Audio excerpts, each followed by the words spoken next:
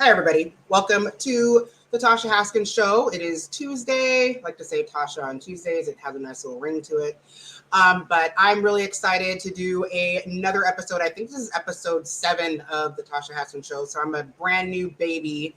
That's why you're going to constantly see things moving and being weird and different. But it's okay. It's fine because who cares? All right. So I'm really excited about tonight's topic. I have 2 women that I respect and value very much. They're going to hop on the show with me today. But first, you already know I have to give my shout outs to my amazing makeup artist, Vanessa. Thank you, owner of Queens Allure out of Tacoma, Washington. She is just a ride or die. I had her laughing earlier, and we don't need to talk about what that was about. But anyway, I had her laughing earlier. And she also did my faux locks as well. Yes, they're fake locks, but I don't care. They look good on me, and I'm excited about those too. And then, of course, thank you as well to my clothing sponsor, Fashion Nova Curve. This is a super cute brown faux. I was really excited about this jacket. You guys saw that really hot picture I posted of one of my guests in this white suit. So I was actually going to wear like this white suit to honor her. And then this jacket came and I was like, yeah, 100% doing the faux brown leather jacket. So we're going to go ahead and go with that look. But anyway, I just want to say thank you to the vendors I work with that continue to make sure I look good, that continue to believe in me. I mean, obviously this is like a new show and I'm newly in all of this. And, you know, I mean, I'm not like a big deal yet. So I appreciate people treating me as if I am before it happens, kind of thing. All right. So the topic tonight, and you know, I'm not a dating show. I am not a relationship show. I don't want to talk about, I really didn't want to go there, but there is something that I've actually had brought up a lot of times. Okay. And don't mind my arm. I'm being a maestro, as we said already. And so, hi, Teresa. Oh, thank you. That's so sweet. I don't know what just happened. Okay. Sorry. Anyway, this whole concept that like independent women don't need a man, or they're trying to figure out how can they be a man to an independent woman that's successful. And to me, that's baffling. And I have my own thoughts about it.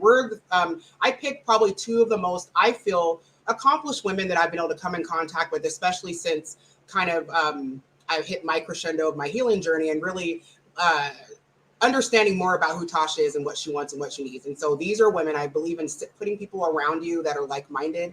And so I have Kimberly Castle. She is like an IT executive for an amazing company. Like she's just dope, but she's super down to earth.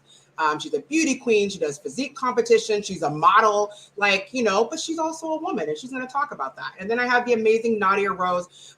She is a very proud girl mom. Like if you ever go to her social media, that's pretty much what she talks about. But she's also a business owner. Okay. She makes like her own candles, which are very powerful, always have a message behind each candle. So she's an entrepreneur. She's heavily involved in her church, her community. And again, she is a proud mom to a beautiful little girl that is absolutely hilarious. I may or may not have a kids show and I might have to bring her on, but she's great. So I'm really excited to now share a screen with, woo, girl. Yes, we need to do a screenshot. We look good.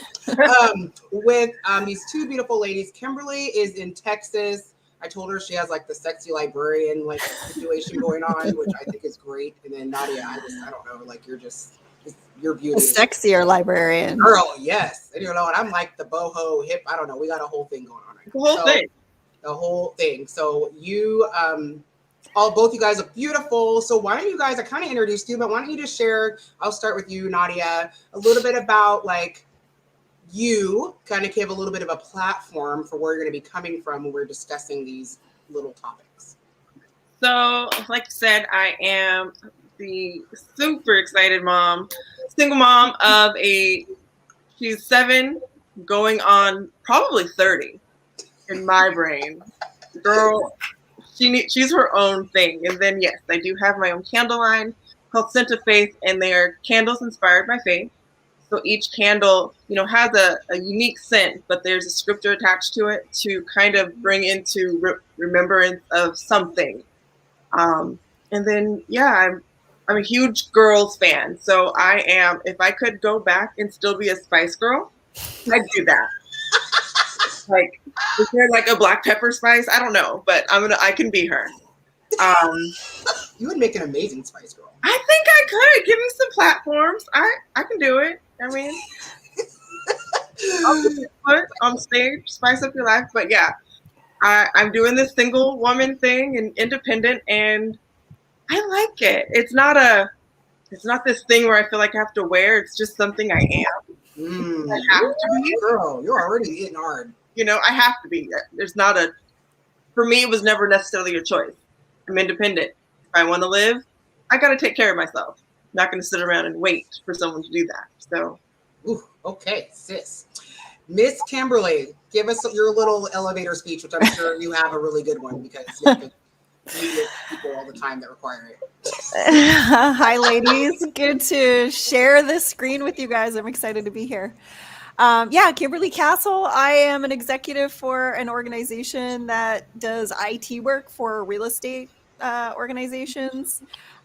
So just like you said, Tasha, I'm dealing with like very high powered people every day. I have been single for 10-ish years. Prior to that, I was married for 10 years. And I think old enough to have done any of that. I'm just saying. But put a message in the comments because I don't. Go ahead. So I'm super excited to be here to talk about this because, you know, as I mentioned, I've been single for 10 years and I constantly get that question, like, how is it that you're single? You have like this great job and this great life and this great house. I don't have any children. So it's just me and my little dog, but I constantly get asked that question. I'm sure that Nadia gets asked that same question. How is it that you're single? You're doing all these amazing things. And it's always a kind of a difficult question to answer because I'm sometimes baffled myself.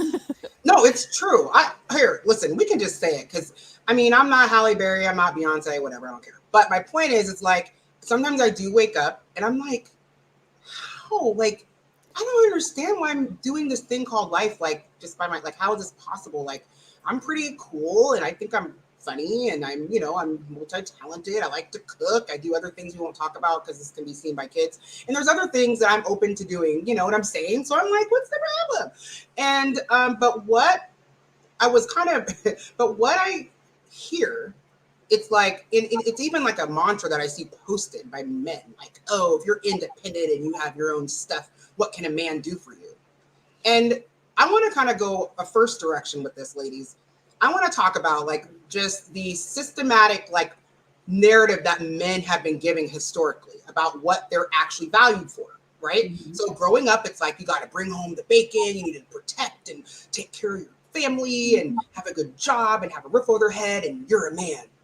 But like you realize there's like way more things that are necessary for a relationship to be successful. But what happens is a man believes if he has those things, right? The house, the car, the job, or whatever, then like, okay, I can stop. Like, that's it. Like, I'm a good guy. I'm a good man because I have these things. And then what ends up happening is when they meet a woman that has those things, they feel like they cancel each other out or something. Like it's like it's like a division table, you know, they cancel out the one and you're like, wait, no, like we add it together. So they're like, well, if you have a job, you have a house, Kimberly, and you already have an executive job, like what good am I here for? You're like, a lot. You know, so let's talk about that. It's like a double-edged sword because in one breath, you often hear that we're gold diggers, right? So if they have money and they are bringing home the bacon and we don't necessarily have or make the same amount of money as them, we often hear, oh, you're just a gold digger. Right. And then on the flip side, when you're successful like us and we're go-getters and we work hard and we have our own money and our own lives and we know we have to do that because no one else is doing it for us. Then it's almost like they don't understand or don't feel like they're bringing value to the table or that they're devalued in some way. Like we don't need them because we're able to do it ourselves. And that couldn't be more, far from the truth. Well, it's, go ahead, Nadia, because my brain, I've been thinking about this lately a whole bunch about like this whole bringing things to the table. And I look at when men are saying, oh, women aren't the same they used to be, blah, blah, and men aren't the same. But we are now in a culture of thriving. And generations before, they were surviving. So men, what do you do to survive? You provide, you protect, you put a roof over your head, and you scare the bad guys away. And then you go out and hunt and bring something home. Women, what do you do to survive? You take what's been brought home, prepare it, and serve it to your families and make sure everybody's safe in that domain. Well, now we're not doing that. Women are now able to provide, protect. Hey, go get your concealed weapons. It's necessary. Hey, I live in Texas. I don't have to conceal. Oh, okay, that's how you do it. But we're not doing that. So when people are like, "What do you bring to the table?" It's, well, do you bring emotional maturity? Probably not. A couple of generations ago. Do you bring emotional intelligence? Probably not generations ago. And so now we need that. We need somebody who can communicate, who can talk to me beyond what bills have to be paid. Absolutely. I know. Sorry, this piece is like bothering me and I don't know what it's doing. Okay, there. All right. So, it's my show. I can just, here's the thing where, again, kind of going back to like that concept that men are only what they are, like what they have and what they do.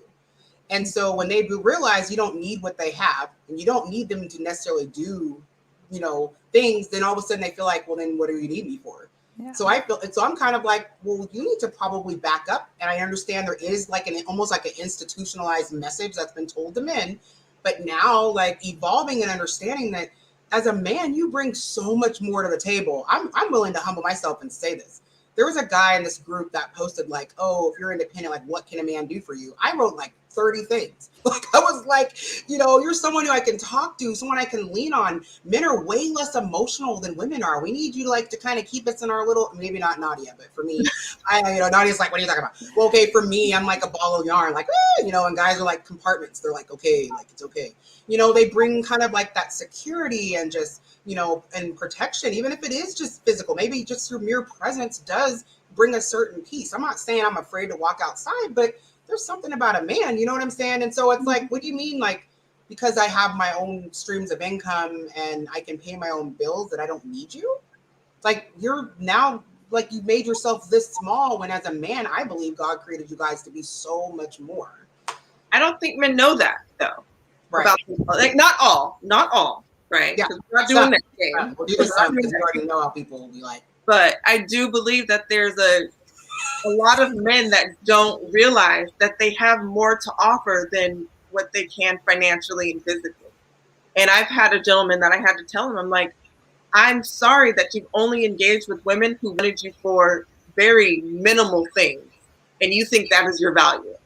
When I see way more than you can see yourself. And then that scares them. They're like, wait, what? Oh, they get terrified. Yeah. What do you mean? You can see into my... Oh, you froze, Nadia. Oh, I'm pretty though. Uh-oh, everything froze. You're the frozen one. Yeah.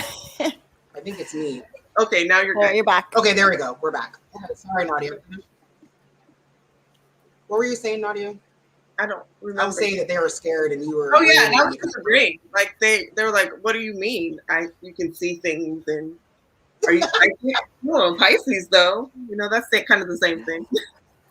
But like, isn't that what you would want though? That's what I'm confused. Like, if you're a man, and I'll just talk about, I know Kimberly, you have a different demographic of people that we like, but I'll just talk about Black men specifically right now, where there's like, this fear of showing weakness and being able to, not even weakness, but vulnerability and all these things. And you're like, but I want that with you because ultimately, like, I don't know, maybe during a worldwide pandemic, all that material stuff doesn't matter. Like we're all stuck at home. I mean, A-list celebrities are doing TikTok videos that had nothing else to do. Like everyone kind of got leveled, okay?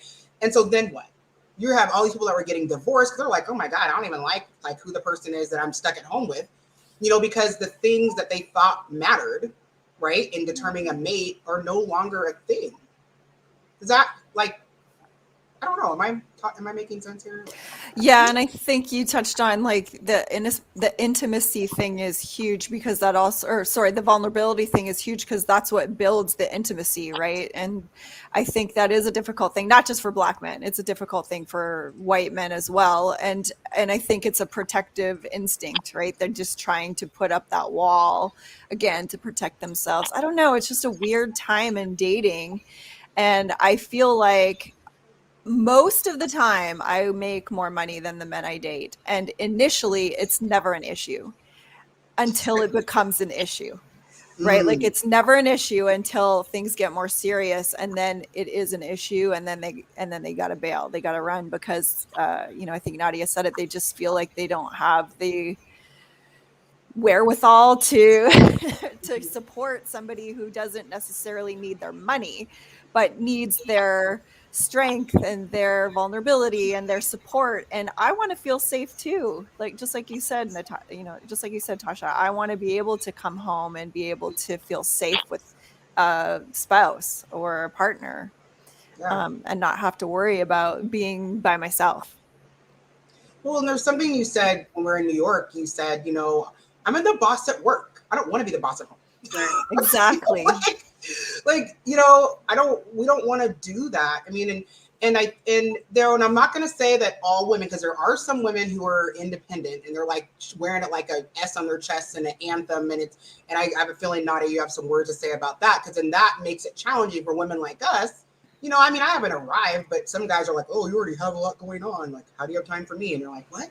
But why don't you talk about maybe there are some women that have unfortunately perpetuated that stereotype, and then it makes it tough for women that are just like on their grind and taking care of their family or their dog or whatever. And, you know,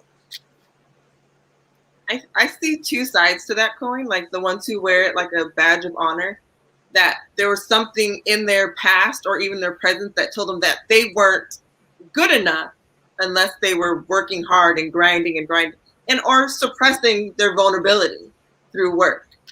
And then on the other hand, I'm like, you're a grown up. Period. Why are you handing out gold stars for having a job? You're fighting for yourself. I've had men say that, oh, you look like you're high maintenance. I'm the one maintaining you. So true. Good point. Exactly. Oh, I can look this way.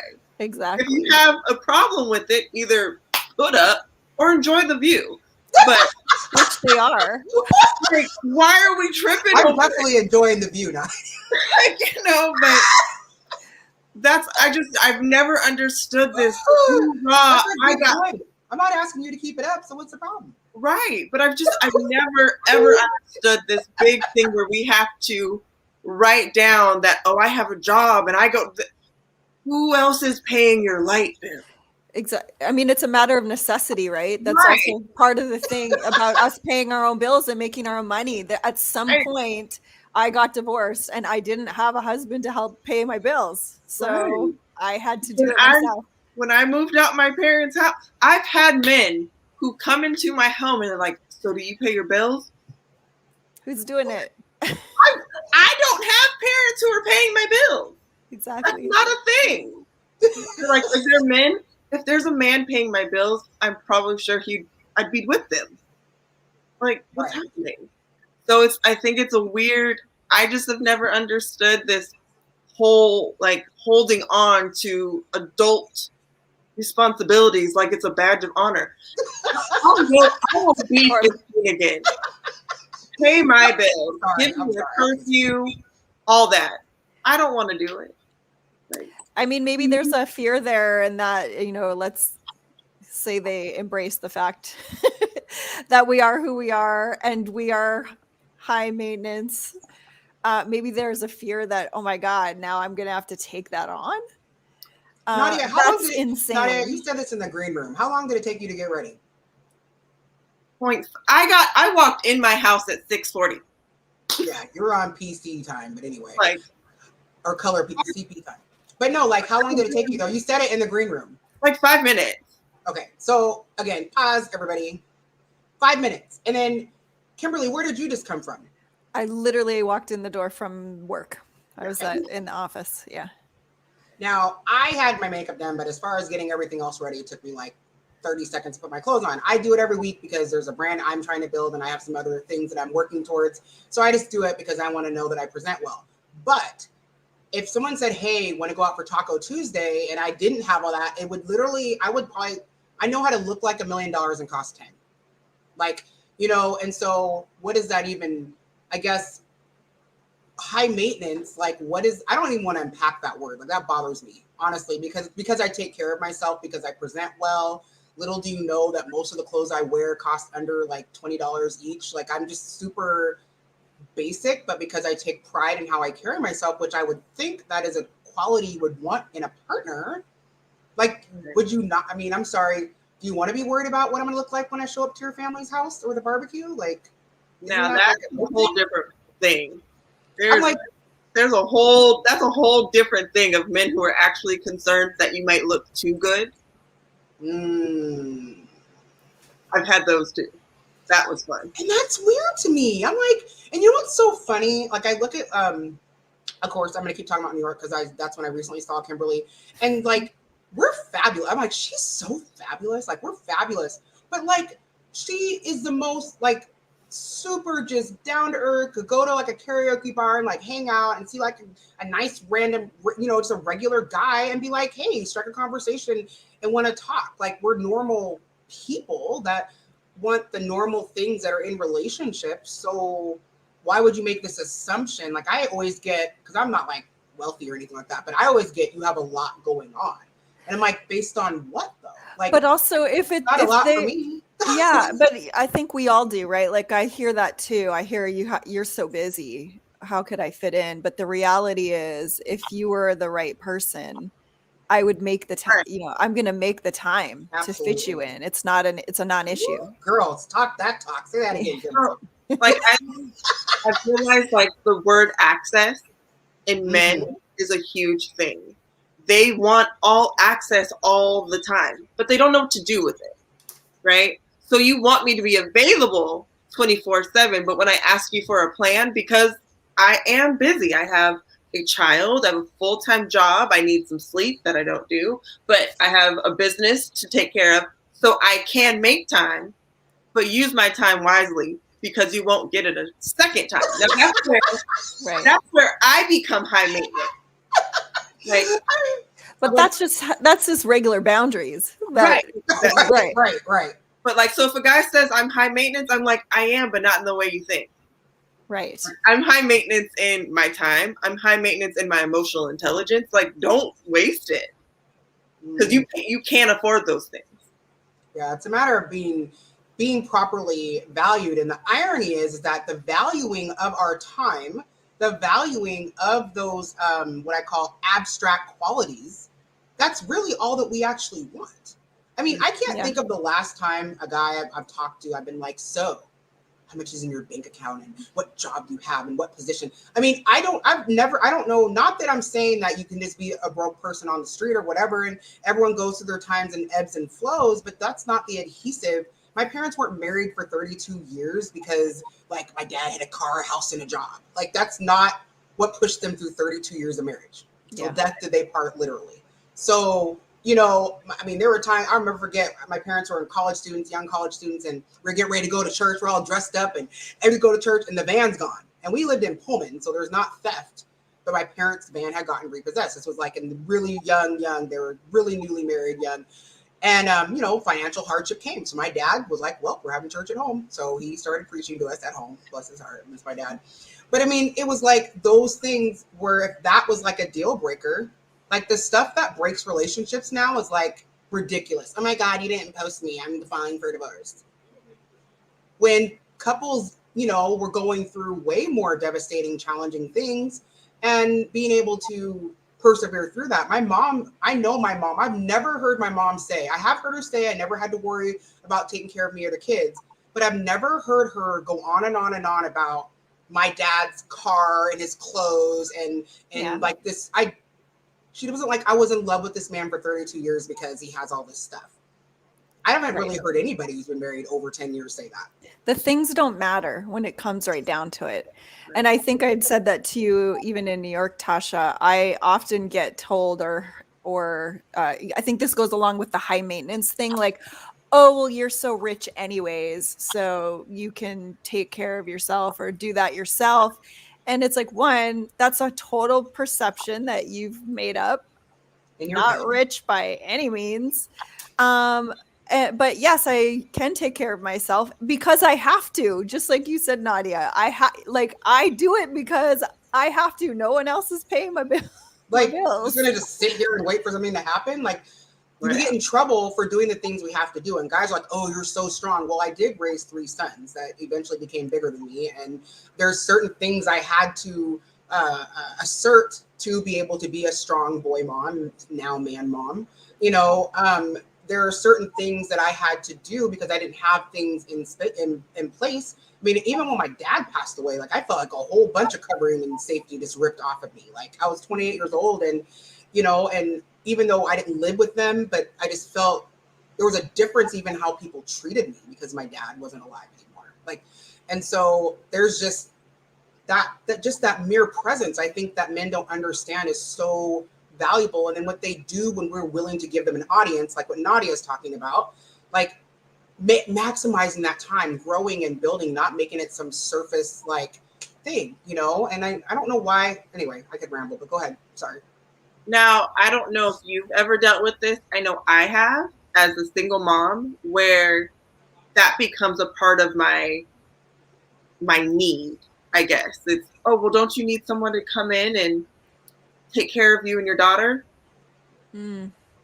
Oh.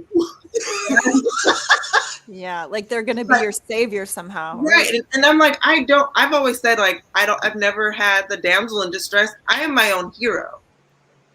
And I would like somebody to fight crime with. But when it comes to my daughter, I'm very protective about that area of my life. And I've had a lot of men who thought like, oh, well, I can be a dad for your daughter. And I was like, wait, stop, pause. My daughter has phenomenal men in her life that protect her, that keep her, that show her what it is to be a man of standard. So that's not a thing. The best thing you can do for my daughter is to treat me right. And you're not doing that. Yeah. Well, yeah. Woo, all right. And it's a big, for just in my dating life, it has been a weird like exchange. I literally had a man tell me, oh, do you have all of your custody stuff legally done? Because I don't want to come into your daughter's life and have to tell a man at his place. On the first date. Wow. They don't have to. And you know what's interesting is like, okay, that's inappropriate on so many levels. One, it's the first date. One, it's the first date. Like, okay, like the fact that you even think you're going to have that opportunity anytime soon to even have that conversation is a whole nother thing. That's a boundary thing. Crazy. The second piece you're saying, like, I don't even need you to be in that role where you would run into any type of a conflict because I already have those things lined up and there's already a current boundary with or without you in my life regarding that. Like, but then again, that's not a first date conversation. So, you know, right.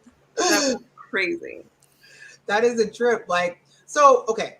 Now, what is your response? I'm just going to put you guys on the spot here. When a man is like, oh, you're beautiful, you're this, you're that, like, you know, you probably have a bunch of guys. You probably have a bunch of men. Okay, so that's something else that I hear. And again, like I said, I don't think I'm like all of that. I think I'm grateful, you know, now I love who I am and I'm comfortable with that woman. But I'm not even like, you know, I don't know why they say that. So I know you guys have heard that before, you know, the assumption that because of what we do and have and look like, then we have a whole slew of men. So then there's like that roadblock as well. Mm-hmm. I do have a slew of men interested. But I also have standards. Okay. Kimberly. Yeah. I also have standards and I get to pick. I get to choose, right? Like I'm the one picking here. I'm the one who has to like be the discerning chooser. And so I mean, yes, I know that sounds totally like crazy. Not what I expected, but amazing. No, it's not always like that. But yes, I think we all experience that. There are often, you know, it obviously ebbs and flows. But yes, there is attention from a lot of men at times. Not all of them are quality. And then also, are they people I want in my life? Do they share interests and beliefs and qualities that I am, you know, want to also include in my life? And then if they do, then that's when you end up running into all these other issues. but yes, we do have lots of men interested in us. Let's just in the be video, real. we're giving them all an audience. Okay. Right. Yeah, let's just You be know, real. technically it's cuffing season, so they are coming out. But I always Get say your pumpkin spice latte. right, all the things, give hot chocolate, but it's not who I attract, it's who I entertain. Exactly. Girl. I mean, sure, I'd rather not. That's why my social media is pretty tame, because I don't need a bunch of people in my DMs. But I also, if I have them, you know, I can just. Nadia, you could be wearing a snowsuit and people are going to be like, it doesn't Yeah. matter. Like, just. I'd rather. When people, like, I'm literally like, because of certain parts of the way that I'm built, I wear a turtleneck. It is what it is. Like, it's just going to be, it's like there's nothing you can do. But anyway, sorry. I just throw that in there. Yeah, like, it's okay. I have tons of men in my face. Doesn't mean I'm entertaining any of them. Exactly. Yeah. Okay.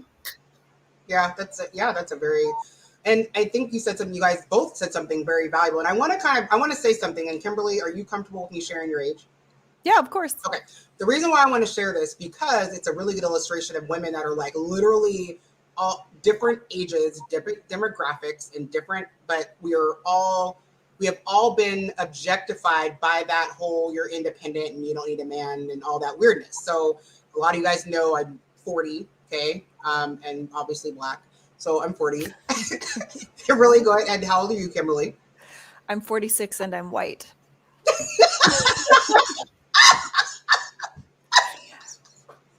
I don't even know why I said I was. That's so retarded, Tasha. Okay. Anyway, go ahead. I love you. I'm 34 and Black, you know. You don't believe me, but I am. Yeah. So that's what I'm saying. You have a 40-year-old, a 34-year-old, a 46-year-old, you know, and that have operated in different walks of life, but we're like almost all saying the same thing because it's like this. It's literally not even what we look like or anyone. Guys want to make it about, oh, it's you look too pretty or it's all this and that. No, it's actually really, I think, a belief system that if you, for some reason, can't provide or do the core things that are necessary to being an adult, you know, because here, let me tell you this. You talk about gold diggers. So let's just say I was like not living off of the system and just sitting around and not doing anything and spending my welfare check on a new hairstyle. You would have a problem with that. Then it's like, you're not doing anything. You're not ambitious. I need a woman who's a go-getter. But it's like, but then I'm confused, you know, like make up your mind. I don't know if you guys have ever kind of had that like confusion. So I think it's more internal, not all men again. But I think it's more internal where it's their, maybe literally how they feel about themselves is what's determining who they feel comfortable approaching. Mm-hmm. It's not how much money I make. It's not what I look like. It's not how good a job I have. It's really you. And I'm not saying it doesn't go both ways, but we're women talking about men right now. So I think there's women like us, right? Where we want men, we desire them, but in a healthy sense, versus the pick-me girls. Unpack that. Huh? Unpack what a pick-me girl is. A pick-me girl is the one who, especially like on social media, oh, I do this for my man and I do that for my man. I don't understand why I'm single because, oh, I can't wait to have a man so I can do this. And I'm like, is there more to your life than who you, like, I will tell men, my relationship status is the most least interesting thing about me. Exactly. Like, I have a whole lot more to offer than my relationship title. And I think a lot of men are used to those women. Yes. And they're expecting women like us to bring that same energy. And we have a way different energy. And they're like, whoa. Some are looking for just arm candy. Right. I'm arm candy. I will be your arm candy. Yeah. But I'm going to talk too. But that's actually really deep what you said. Wow. Because it's, again, comes down to what I really believe, that men have been taught to believe what their value is and what a woman's value is, even if they're like a modern day guy. No, like literally it's like, if I can't do these certain things for you that have been etched into the since the beginning that men became on the planet, then I can't be with you. And that to me is just so strange. And so the fact that we're willing to say, hey, like, there's so much more. And you're right. Historically, what do you think about it? Okay, I've been watching like Viking and I watch like Game of Thrones, like I'm into all this stuff. But what do they talk about the most? Like getting married and having a male heir. Like that was like a thing, like for in history, like, you know, like getting married. Like literally moms were committed. Like that's all they did was like spend time with these debutantes and all this stuff to like get their daughter married. And then she would have status. And then like, it was like, that was a whole thing. And so now that that's not a thing, I think there's a lot of blurred lines as to what men think they offer, because just being married was like enough, like a status thing. Now you're getting invited to this country club and now you can go walking with your mom friends and your husbands play golf together. And it's like, no, now there's entrepreneurs and networkers. And so I think like there's been a shift in what we do, but there's not a shift in the mindset. I think you're right. It's hard for them to figure out where they fit and what their role should be, because our roles are so atypical or different than what that traditional female role was, whether it be stay-at-home mom or, you know, work 9 to 5 and come home, take care of the kids. You know, it's morphed so much and it's so different. And I think you're right. I think they have a hard time figuring out or understanding where they fit or what they're supposed to do. Yeah. And see, like there are some values from that are so good. Like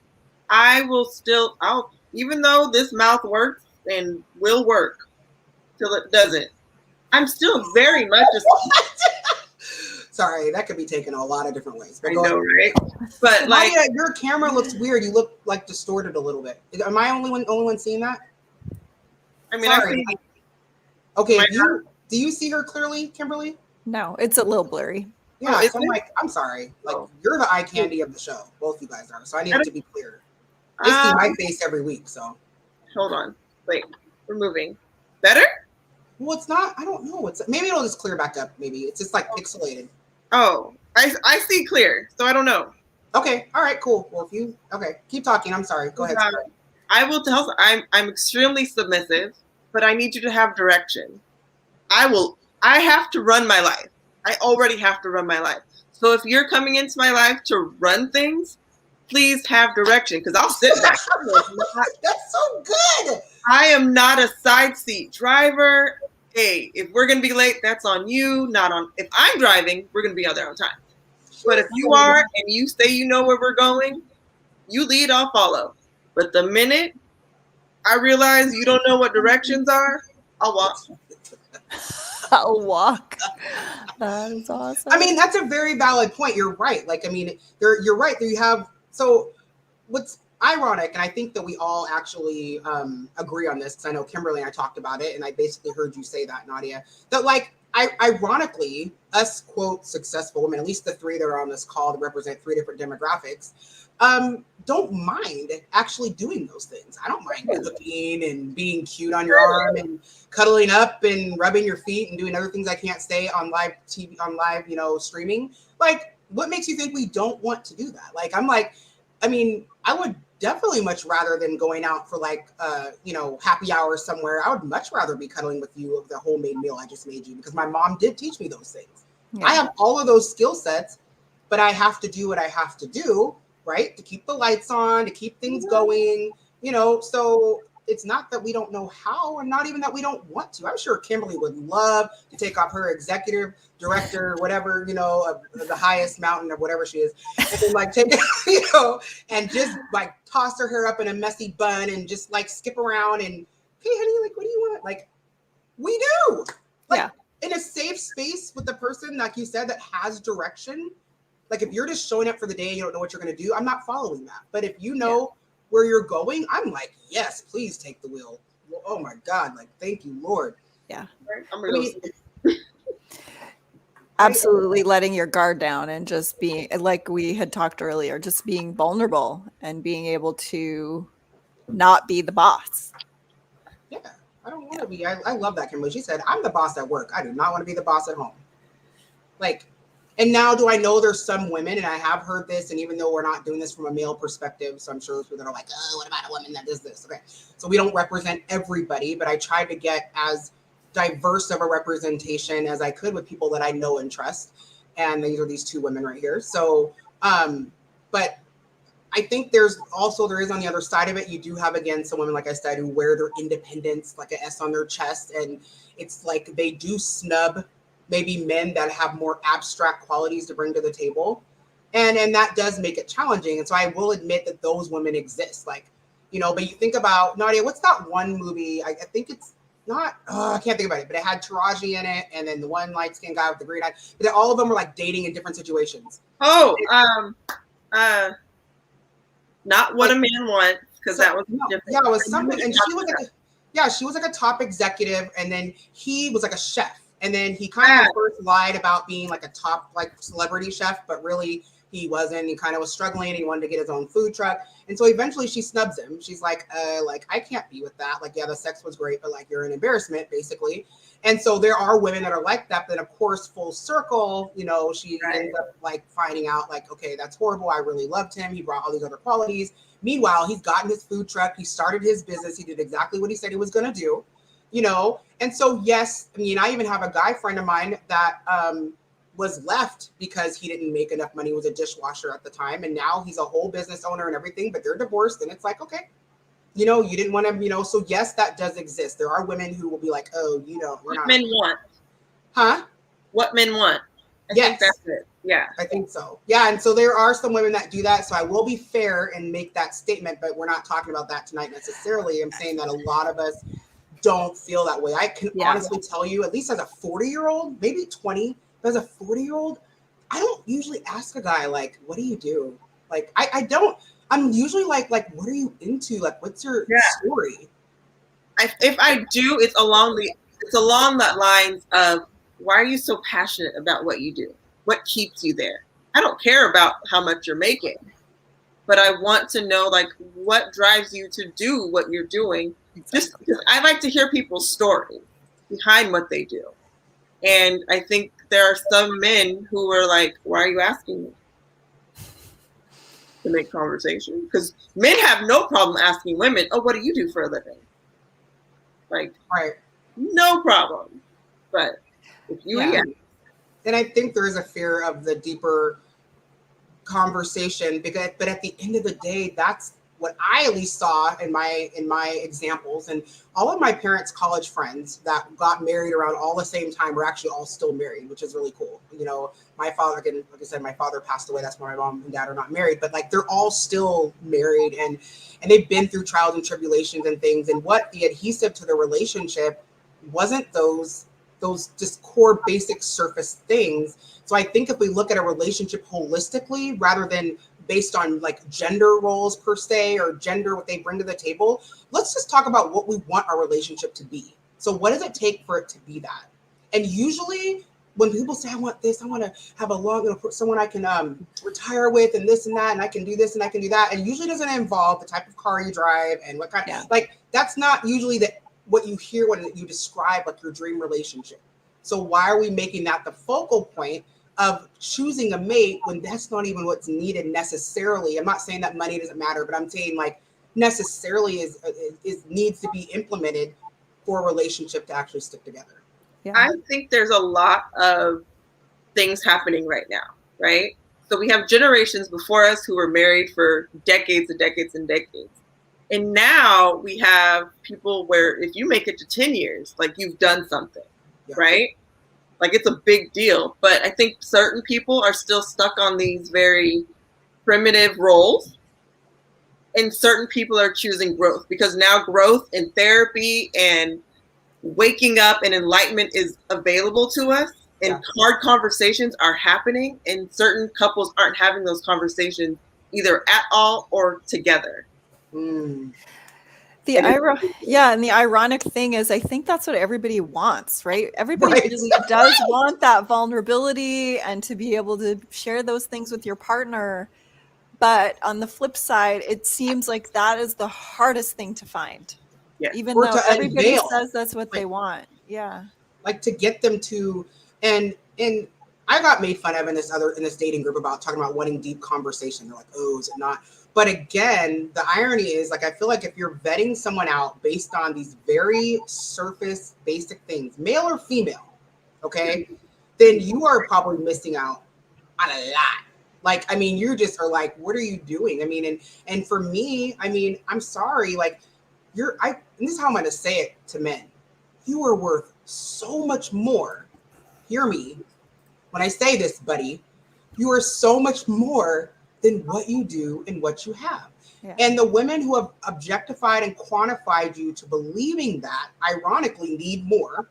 That's how there's so much divorce in Hollywood, because if it was all about money and all about looks and what car you had, you'd have no divorce rate in Hollywood. Okay. So there's actually a higher rate amongst celebrities, amongst people in the spotlight for a lot of reasons that we don't have time to go into. So if that was enough, then why are we having divorce, right? Over things that have nothing to do with that. I've never heard anyone say, oh my God, I had to like end my 15-year marriage because of the car he was driving. Like I'm just saying, maybe it has happened, but I'm just saying. But like I said, I did share a story earlier about someone who did, you're a dishwasher, I don't want to be married to you anymore. And now he's a business owner, a multi-business owner. And, there are men who are realizing that the women they pick did not pick them for the deeper thing. Right. I've had a man who's told me, this woman is here because I provide for her, not because she wants me. And he was heartbroken over it. He just didn't know what to do. Then I've had a man where he paid the bills, he provided the car, she was cool, but she needed more of him. And he's like, but I'm providing for you. Right. Yeah. Why would you need more? What else more do you need? I mean, I bring home the bacon. Like, what's the problem? And I'm like, this is why she divorced you. Yeah, because she's emotionally neglected. So and honestly, I can only speak for myself on this. I'm not saying I'm going to pick someone up off the street, but I feel like you can always get wealth. You can, make money. You can build a business together. We can always do that together if you're really but as far as your character and loving me and believing in me, and I believe in you, and I can have this conversation with you, I can cry with you, I can laugh with you, I can, all those things that companionship provides, that is what is priceless. That is what is necessary. That's what I feel is the adhesive. And that other stuff, will come, you know what I'm saying? And there might be logistical challenges. If he doesn't have a car and she has a car, well, there's Uber, make it, figure it out. You never know. You know what I'm saying? You don't know the circumstance. And I'm not saying that, and you got someone who are like, oh, I'm not going to carry no man. I'm not going to do all that. But you know what? I've experienced being with a very affluent person and that had all the boxes checked on the application. And I was emotionally neglected. I was, mentally, physically, all kinds of things. Abuse was happening, cheating was happening, but he had all the boxes checked. Yeah. And it was on paper, I'll have a one-legged midget. If that's what it takes. I'm just kidding. But no, that's not true actually. But I'm saying you're just is it really that hard? Yeah. On paper, it seemed like it would be good, right? Right. Like you said. Yeah, it's like hiring a person with all these degrees and they don't know where the tab button is on the computer, and you're like, how do I get to the next page? Hit next. Exactly. So, that's what it's like. And people think that's actually a really good parallel. And I'm not knocking education because I come from a family that's very big on education. I took the entrepreneurial path myself, but I'm a big proponent of it. But what I was going to say is that is what it's like. Some people are literally I have this degree, that degree, this degree, and this degree. So, and I'm one time I was in a job interview and the lady told me flat out, she said, look, Tasha, you're amazing. It's between you and this other lady, but she has a master's degree. And you know what I told her? I said, well, you know what's funny is I could always go to school and get what she has, but she will never be able to be who I am. Oh. I could do an online class right now if I wanted to. Yeah. But she will not what I bring to your program, she can't bring that.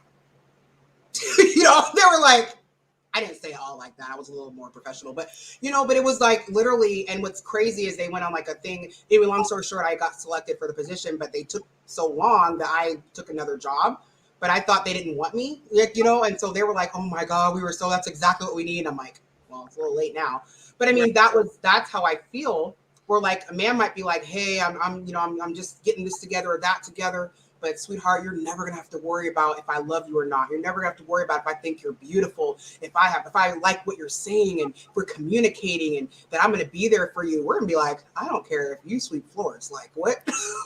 It's true though. Like, I mean, you know what I'm saying? Like, we could get you. I can make sure that you're the manager of the department by the time we're dead. Like, what? You know, because then I'm gonna want to love you and empower you, right, to be bigger and better, and want to apply for more jobs, and, you know, break out of whatever mindsets you're in that maybe have you complacent, you know, financially. And that's what the whole help me and give and take is. Yeah. I mean, am I wrong? I'm with you, Tasha. I don't care. I could care less what they do for a job. I just want them to be motivated or anything, but I mean, I just want them to be motivated, right? Like to be motivated and continual growth, and like you got a plan. Exactly. In the beginning, I'm taking care of my household. I just need you to at least be able to take care of yourself. Yes. That's it. Yeah. Right. If you think that you can come into my life and I'm going to take care of you without a ring on my finger, I have a kid. She's a terrible roommate. I already got to take care of a terrible roommate. No, we're not doing that. She gives valuable advice. No, she doesn't. But it's definitely comedic relief. I mean, I think it's just understanding the message. And I want you guys to kind of share as we're closing down, like, your message to men, if you had one. My message to men is this. Again, you are worth more than what you have and what you do. Just because women have objectified you to those things, just because you maybe have been snubbed because you didn't have a certain car and whatever else. This is why guys are riding around in rentals and everything, because they think, but it's like, rude. That was actually, I never say that. But I mean, it's true. You know what I'm saying? Like, you are worth more than that. Like, when we think of when women, healthy-minded women, okay, so let me kind of like wrap this in a bow here, like healthy thinking women, because I can't say that I've always thought this way. 4 or 5 years ago, I might have been like, he needs to have his own car, his own job, his own, you know, all that crap, right?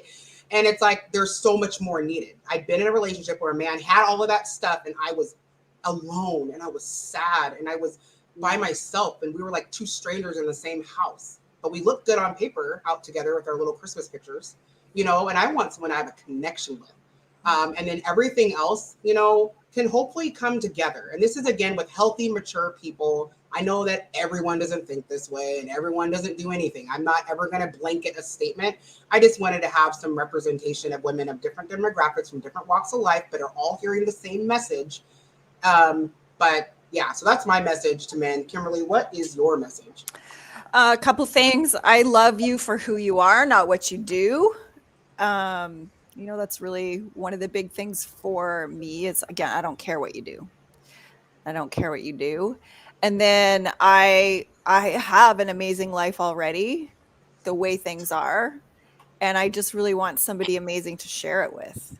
And again, it doesn't matter what you do for a living to be able to share that with me. Yeah.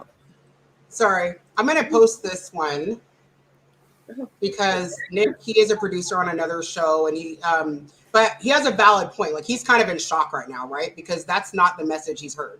Women are like, no, I need you to have this, and I need you to have that. And if you're not this and you're not that, then you're nobody. So and that's why I'm saying, like, we don't necessarily represent all women, but there are so many of us. I can't think of any powerful woman I've talked to, and I do a lot of networking, okay, that hasn't said, you know, at the end of the day, I just want to be loved.